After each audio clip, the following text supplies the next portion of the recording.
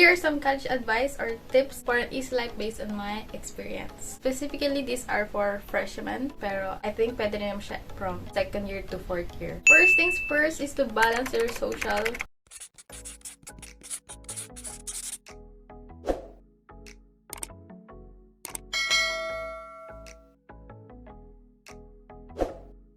Hi guys! Welcome back to my YouTube channel and it's me again, Krisha. First things first is to balance your social and academic life.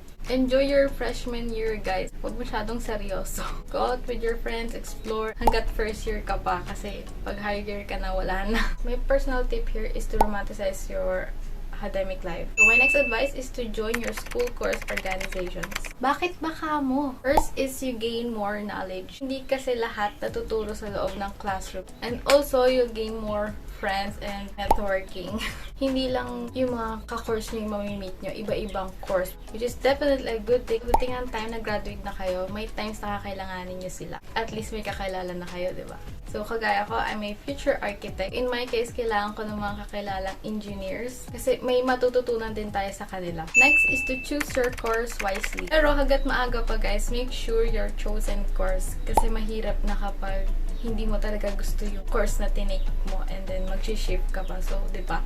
Sayang din yung pera. My tip here is to research, guys. Research talaga. Like, for example, your dream course is accounting. Advantage, disadvantages, either from Google or YouTube. Know the experiences of other accounting students. Alamin nyo yung mga kaganapan before, during, and after that course. So my next tip, guys, is to learn to ask your higher batches. Bawal lang hiya-hiya dito. Like for example, sa mga thesis, sa defense, pwede kayong humingi ng tips sa kanila. Knowing your higher batches, guys, may also help to know your professor's style. Like, sa exams. Ang laking advantage nun, guys, pag alam nyo magpa-exam yung prof nyo. Like, kapag graduate na sila, diba, may work na sila, tapos nakakausap nyo pa rin sila, nalalaman nyo yung mga ganap after graduate, diba? So, para pagdating sa inyo is alam nyo na yung dapat at hindi gawin. Next step, guys, is to have a good relationship with your professors. Because profs won't chase you in college if you have a failing grade. Unlike sa high school, although some of our profs are pinapakita naman, although kung yung prof mo is yung tipong hindi nag-update, kayo na mismo yung lumapit. Another thing when it comes to grading system, guys, is your attendance. So, as far as I know, guys, you're only allowed to absent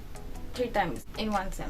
That's equivalent to FTA, failure due to absences. Aside from yung attendance is, minsan yung mga prof is, pag nagdi-discuss sila, hindi nila binibigay yung PowerPoints nila. Yung iba.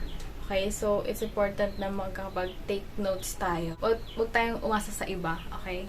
My next advice, guys, is to explore your school. Parang sinabi ko na ito kanina.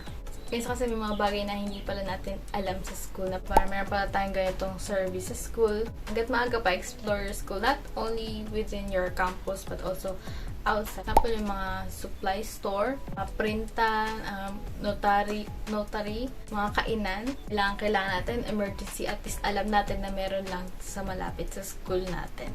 Madalas mahal yung mga pagkain natin sa canteen, so at least alam natin kung saan tayo makakamura. My next advice is time management. I just want to remind you guys that when it comes to college, you're on your own. You need to have this self-control. Kasi usually sa college, sa amin kasi, ang haba ng mga break times namin. So yung mga ganitong time is dapat take advantage natin siya. Like for example, pwede natin gawin yung school works natin or personal works natin, diba? Kasi para maiwasan din natin yung procrastination. No procrastination, guys. Huwag niyo nang subukan. So my next tip, guys, is to take care of yourself. Your physical health, mental health, kung anumang health yan. Eat your breakfast, guys. Importante yun. Kasi ako, madalas talaga hindi na ako nakakain ng breakfast. It's important to take a rest, guys. Your mind as well as your body. And lastly, guys, to choose your universities wisely. Alamin nyo talaga yung university na gusto nyo. Know your university Kasi meron din sila mga scholarships. Hindi lang yung academic scholarships natin kasi meron din ibang types of scholarships sa iba-ibang universities. Like sa amin kasi merong scholarships yung mga pagsali mo sa dance company, sa harmonic choral, or sa kung ano mga organizations. Alamin niyo yung mga bagay na yun kasi possible na meron pala doon na kaya nyo naman gawin. Malaking bagay kung may kakilala kayo sa university na yon. Magtanong-tanong kayo sa kanila kung ano ba yung advantages and disadvantages ng university na yan. Okay, so that's all guys for today's video. Thank you so much for watching. Don't forget to subscribe, like, comment, share nyo na rin. May nagpapa-shoutout pala sa akin. Nakalimutan ko.